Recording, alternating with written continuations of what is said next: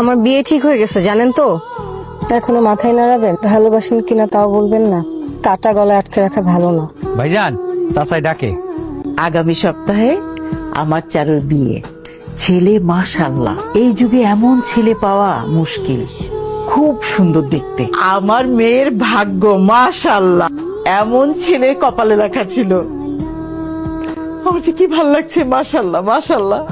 এমন ভাবে বলতেছো মনে হচ্ছে ছেলে আমাদের বাড়িতেই বড় হয়েছে। আপনি আমাকে মাঝে মাঝে জায়গায় ঝুলে রাখছেন কেন? ভালো না বাসলে তো জানাই দিবেন নাকি? আমার বলা না বলা কিছু যায় আসে না।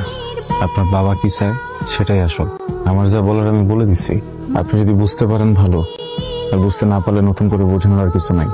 সত্য কথা বলতে যোগ্যতা লাগে বুঝছেন, যেটা আপনার নাই। কয়দিন ধরে খেয়াল করতেছি বাজান, তুই খুব কি জানি চিন্তা করস। তুই কি কিছু লুকাইতাছস আমাদের কাছ থেকে? আমি তো মা, সব বুঝি। মা, কতবার বলছি তোমার এসব আজে বাজে কথা না বলতে। আসসালামু আলাইকুম মা। ওয়ালাইকুম আসসালাম। কেমন আছো চারু মা? আমি ভালো আছি। আপনার তো গরুর মাংস অনেক পছন্দ, বাসায় রান্না হয়েছিল, এই নিয়ে আসছি। খাওয়াই দিই আপনাকে? আমি তো আগের মতো ভালো মন্দ খাইতে পারি না, হয়তো তোমার বিয়াটাও ঠিক মতো খাইতে যেতে পারুম না। মন দিয়া সংসার করো মা, তোমার জন্য অনেক দোয়া করি। আপনার প্রেম করতে ইচ্ছে করে না? করেন না কেন? জানি না, আপনি যে কি জানেন আল্লাহ জানে। ভালোবাসা তো যায়, ভয় কিভাবে বাসি।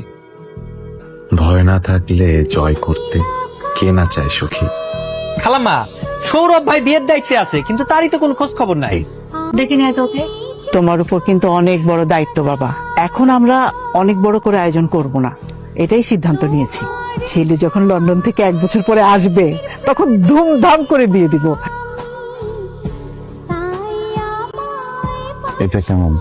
ম্যাডাম, শাড়িটা অনেক সফট, আপনি পাতলা আছে, পয়রা আরাম পাইবেন, গরম লাগবে না। এইটা প্যাকেট করে দেন ভাই। আপনি একটু বসেন, আমি সামনে আছি। মাবুদ, তুমি আমারে সব দিলা, তুমি শুধু তারে দিলা না যারে আমি ভালোবাসলাম। কত হয়েছে ভাই? আগে তো অনেক কিছু লিখতেন, এখন আর লিখেন না।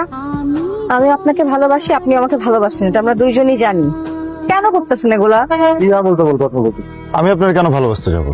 কোনদিন বলছি আমি আপনাদের ভালোবাসি?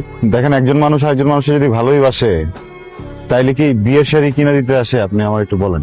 কেন করতেছেন এগুলা?